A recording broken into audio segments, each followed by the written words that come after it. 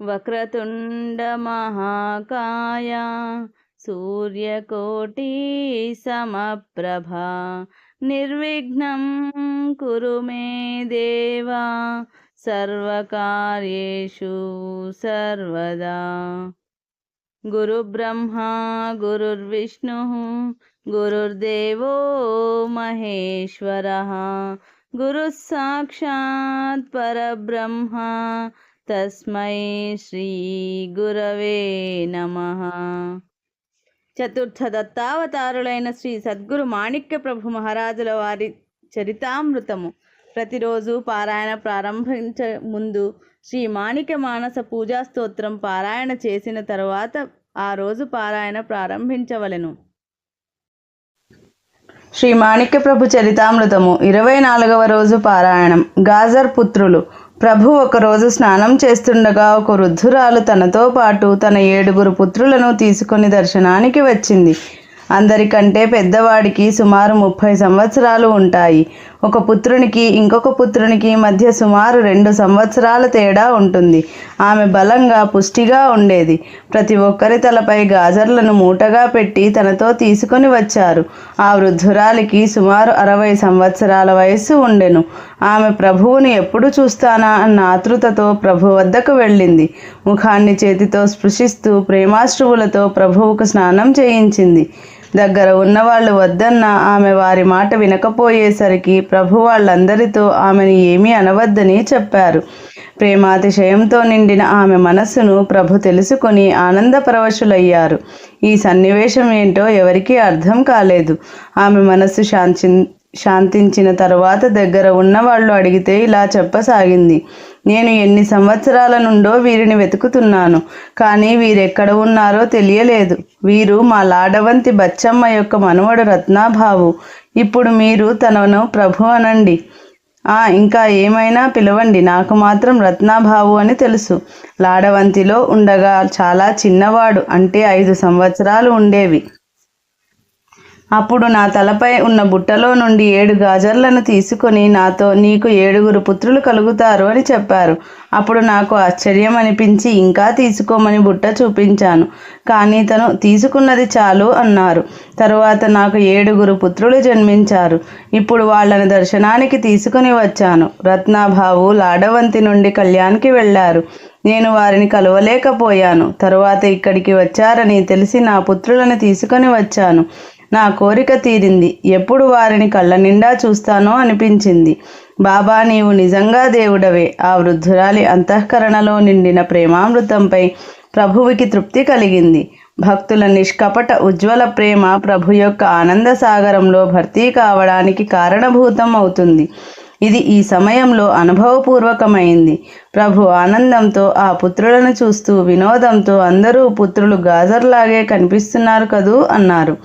ప్రభువారు తలపై పెట్టుకొని తెచ్చిన గాజర్లను భండారు ఖానాలో ఇవ్వవలసిందిగా ఆజ్ఞాపించి వండుకోవడానికి సామాగ్రి ఇచ్చి ఆ వృద్ధురాలిని భోజనం తయారు చేసుకోమని చెప్పారు. భోజనమైన తరువాత చీర, జాకెట్, బట్ట, ప్రసాదం ఇచ్చి సంతుష్టమైన మనస్సుతో ఆమెను సాగనంపారు. ఈ విధంగా ప్రభు బాల్యంలో జరిగిన లీలలు సహజ సిద్ధంగా ప్రకటితం అవసాగాయి. ఆ వృద్ధురాలికి ప్రభు యొక్క ఐశ్వర్యం చూసి ఆనందం కలిగింది. ఆమె పుత్రులపై ప్రభు కృపాదృష్టిని ప్రసాదించారు. వృద్ధ బ్రాహ్మణునకు సంతానం. హుమనాబాద్లో ఒక వృద్ధ బ్రాహ్మణుడు సతీ సమేతంగా నివసించేవారు. ఆయన మంచి విద్వాంసుడై, రసికుడై, మంచి మాటకారి అయి ఉండెను. అందుకని ప్రభు ఎక్కువగా ఆయనతో మాట్లాడటానికి ఇష్టపడేవారు. రాత్రి 2 గంటల వరకు వేదాంత విషయాలు మాట్లాడుతూ ఉండేవారు. ఆయన మాటలు ప్రభువుకి మనఃపూర్వకంగా ఇష్టమవ్వడం వల్ల అదే రీతిగా ఆ బ్రాహ్మణుడు నడుచుకునేవారు. ఆయన పత్ని పతివ్రతయై సుశీలయ్యై ప్రభువుపై పుత్ర ప్రేమను చూపించేది. కానీ ఆమెకు సంతానం లేకపోవడం వల్ల సంతానం కావాలని మనసులో కోరిక ఉండేది. అందుకని ప్రభువును అలా చూసేదని ప్రభువుకు తెలుసు. ఒకరోజు ఈ వృద్ధ దంపతులు ప్రభు ముందు కూర్చున్నప్పుడు మహాసాధ్వి వెంకమ్మ దర్శనానికి వచ్చింది. చరణాలపై తల వంచి నమస్కరించి చేతులు కట్టుకొని ముందు నిలబడింది. అప్పుడు ప్రభు, వెంకే 4 రోజులు కనిపించలేదు ఎందుకని అని అడిగారు. అప్పుడు ఆమె ఇలా అంది, మహారాజ్, పూర్వ పాపం వల్ల నెలలోని 4 రోజులు ప్రత్యక్ష పాదుక దర్శనం కలగదు. దీనికి ఏదైనా ఉపాయం చూపిస్తే నాకు ఆనందం కలుగుతుంది. వెంకమ్మ యొక్క ఈ మాటలు విని ప్రభు ఇలా అన్నారు, వెంకే, నీకు విసుగు అనిపిస్తే మనస్సులో ఎవరికైతే కోరికగా ఉందో వాళ్ళకి ఇచ్చివేయి. అప్పుడు వెంకమ్మకు వృద్ధ బ్రాహ్మణ స్త్రీని చూపిస్తూ ఆమె చేతిపై నీటి ధారను విడువు అనగానే వెంటనే వెంకమ్మ చేతిలో నీరు తీసుకొని ఆ స్త్రీ చేతిపై విడిచింది. తరువాత నెల తిరగగానే ఋతుమతి అయ్యే బాధ నుండి వెంకమ్మకు ముక్తి లభించింది. తిరిగి ఋతుమతి కావడం జరగలేదు. ఆ వృద్ధ సాధ్వి 12 సంవత్సరాల తరువాత తిరిగి ఋతుమతి అయ్యింది. ఈ చర్య చూసి అందరికీ, ముఖ్యంగా ఆ స్త్రీకి ఆశ్చర్యం కలిగింది. కానీ ఇంకా విశేషమైన విషయం తరువాత జరిగింది. ఆ స్త్రీ 3 నెలలు ఋతుమతి అయిన తరువాత 4వసారికి గర్భవతి అయి 10 నెలలు అయిన తరువాత సుందరమైన పుత్రునికి జన్మనిచ్చింది. అప్పుడు ఆ వృద్ధ బ్రాహ్మణులు సంతోషం పట్టలేకపోయారు. ఆ స్త్రీకి సుమారు 60 సంవత్సరాలు, ఆ వృద్ధుడు 75 సంవత్సరాల వయసు కలవారై ఉండెను. అయినా ప్రభు కృపతో పుత్రుడు జన్మించాడు. వారి సంతోషం చెప్పనలవి కాలేదు. అందరికీ ఆశ్చర్యం కలిగి ప్రభు సామర్థ్యం, కీర్తిని వర్ణన చేయసాగారు. ఆ స్త్రీ ఆ పుత్రునికి మాణిక్ అని పేరు పెట్టింది. ప్రభువాళ్లు సుఖజీవనం చేయటానికి సహాయం చేశారు. వెంకమ్మ తరువాత ఎప్పుడూ ఋతుమతి కాలేదు. ఎంత ఆశ్చర్యకరమైన ప్రభులీల కదా. పై ఈ సంఘటన రామచంద్రబువ షోలాపూర్కర్ రాసిన చరిత్ర నుండి ఎలా ఉందో అలాగే తీసుకోబడింది. ఈ అద్భుత చమత్కారం చాలామంది నోటి నుండి వినడం జరిగింది. ఇంతేకాదు, ఇలా జన్మించిన ఆ మనిషిని చూడటం కూడా జరిగింది. హుమనాబాద్లో మాణిక్ భట్ అనే పేరు గల వృద్ధ బ్రాహ్మణుడు కొన్ని సంవత్సరాల క్రింద ఉండేవారు. వారి వద్ద ప్రభు గాది ఉంది. వారు ప్రభు నవరాత్రులు చేసేవారు. వారిని అనేక మంది పూజనీయులుగా చూసేవారు. ఆయనకు శిష్యులు కూడా ఉండేవారు.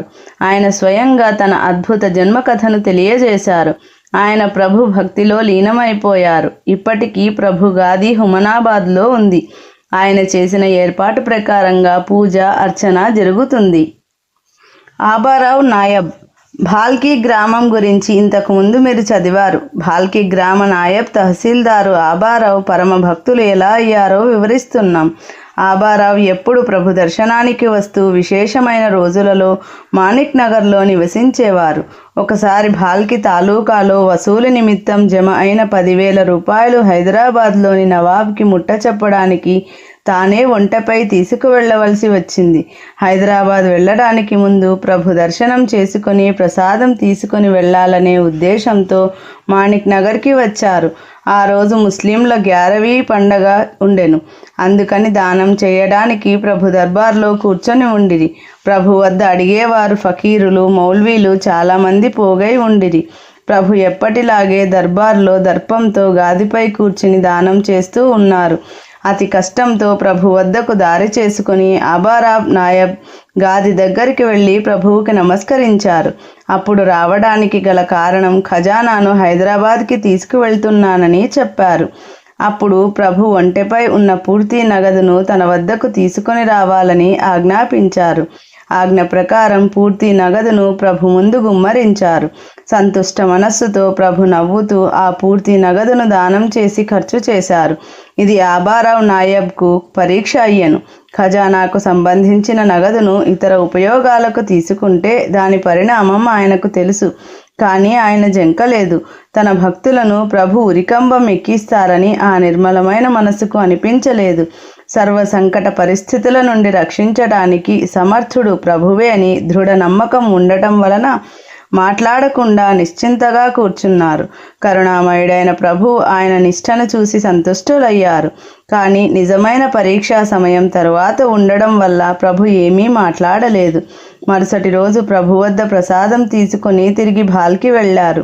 ఆ సమయంలో ఇప్పటిలాగా కాగితాలలో రాసేవారు కాదు. అయినా ఇలా సర్కారు నగదును ఖర్చు చేయడం చాలా తప్పు.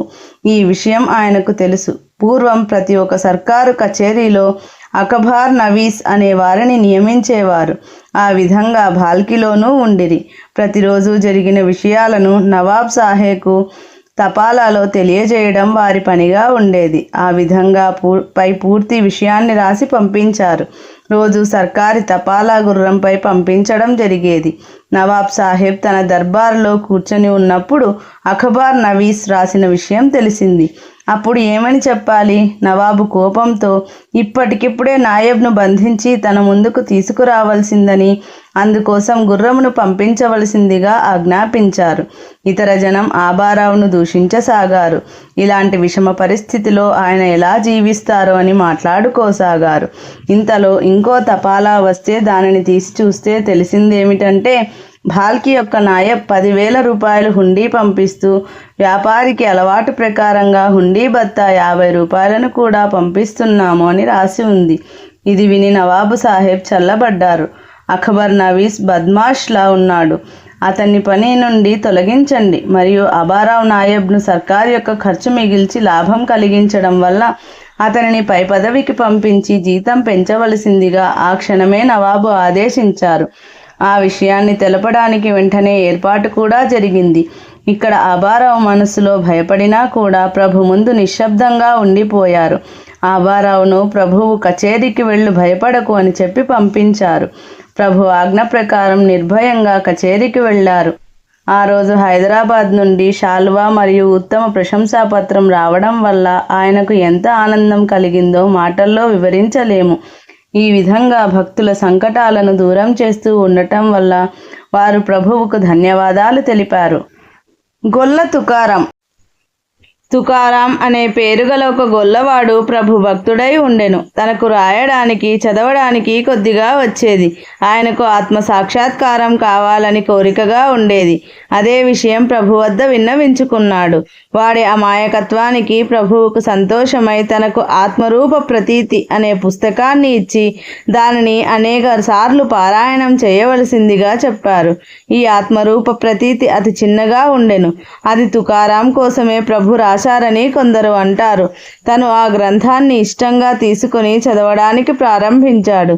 కానీ ఎన్ని రోజులు పారాయణం చేసినా ఆత్మరూప సాక్షాత్కారం జరగడం లేదని ఒకరోజు ప్రభు సన్నిధికి ఆ గ్రంథాన్ని తిరిగి తీసుకొని వచ్చి, మహారాజ్, ఈ గ్రంథం యొక్క అర్థం నాకు తెలియడం లేదు.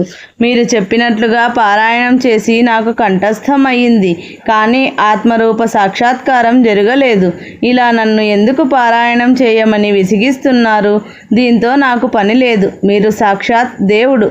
నేను ఈ గ్రంథం వెంట పడను. మీరే ఈ గ్రంథాన్ని జాగ్రత్త చేయండి. ఆయన అమాయకత్వానికి ప్రభువుకి నవ్వు వచ్చింది. అప్పుడు తీయని మాటలతో సముదాయించి భండారు ఖానాకు వెళ్ళి జోళీ ప్రసాదం తీసుకుని రావాల్సిందిగా చెప్పారు. ఆ విధంగా ప్రసాదం తీసుకోవడానికి భండారు ఖానాకు వెళ్తూ తన కంబళిని ప్రభు వద్ద ఉంచి వెళ్ళాడు. ఆయన వెళ్ళిన తర్వాత ప్రభు దాన్ని తన శరీరంపై కొద్దిసేపు వేసుకున్నారు. ఆయన ప్రసాదం తీసుకొని వచ్చిన తర్వాత తిరిగి కంబళిని అతనికి ఇచ్చివేశారు. తుకారాం కంబళిని తన శరీరంపై వేసుకొని కూర్చోగానే ఆయన చిత్తవృత్తి లయమై సమాధి స్థితికి చేరుకున్నాడు. స్వరూప సాక్షాత్కారం అంటే ఏమిటో దాని ప్రత్యక్ష అనుభవం ఒక క్షణంలో తుకారాంకి కలిగింది. కంబళి కప్పుకొని ఆనందానుభూతిలో లీనమై తన్మయత్వ స్థితిలో ఉండిపోయాడు. ప్రభు అడిగారు, తుకారాం, నీకు ఏమైంది? మహారాజ్, నాకు ఏమి కావలసి ఉండెనో అది దొరికింది అన్నారు. ఇలాంటిది ఏదైనా కావాలని కోరిక ఉండేది. ఆ కోరిక ఈరోజు ఫలించింది. నేను ధన్యుడనయ్యాను.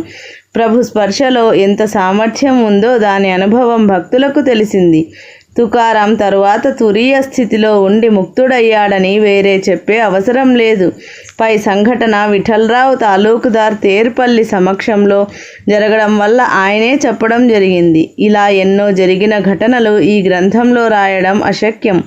ఆ కాలంలోని విశ్వసనీయ గృహస్థుల నుండి దొరికిన మహత్తరమైన విషయాలు ఈ గ్రంథంలో వివరించబడినాయి.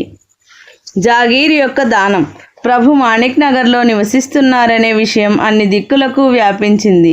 హైదరాబాద్కు చెందిన శ్రీమంతులకు ప్రభు యొక్క కీర్తి తెలిసింది. పెద్ద పెద్ద రాజ దర్బార్లలో దొరకని సంభావన ప్రభు దర్బార్లో దొరుకుతుందని తెలిసింది. ప్రభువును దర్శించుకోవాలనే కోరికతో రాజ పరివారాలు, శ్రీమంతులు వచ్చేవారు. తమ రాజ్యానికి భూషణంగా ఉన్న ఈ మహనీయుని కీర్తి అప్పటి షహన్షా అలహజరత్ అఫజల్ ఉద్దౌలా చెవిన పడెను. కానీ ఆయనకు ప్రభువును దర్శించుకోవాలని ఉన్న కోరిక ఎలా తీరుతుంది? ప్రభు అయినా హైదరాబాద్కి వెళ్ళాలి, లేదా హుజూర్ అయినా ప్రభు వద్దకు రావాలి. ఈ రెండింటిలో ప్రభువునే హైదరాబాద్కి తీసుకురావాలనే ఉద్దేశంతో నిజాం ప్రధాని అయిన సర్ సాలార్ జంగ్ బహదూర్ గారు నిజాం సైన్యంలో అరబ్బుల కంపెనీలో నమ్మకస్తుడైన యశ్వంతరావు అనే బ్రాహ్మణ గృహస్థును ప్రభు వద్దకు పంపించారు. ప్రభువుకు విన్నవించుకుని హైదరాబాద్కి తీసుకురావాలని, వారితో పాటు గుర్రాల స్వారీ, మేనాలు, పల్లకీలు మొదలైన సరంజామా అంతటినీ ఇచ్చి ప్రభువు హైదరాబాద్ వస్తే 60,000 విలువైన జాగీరు ఇస్తామని చెప్పి పంపారు.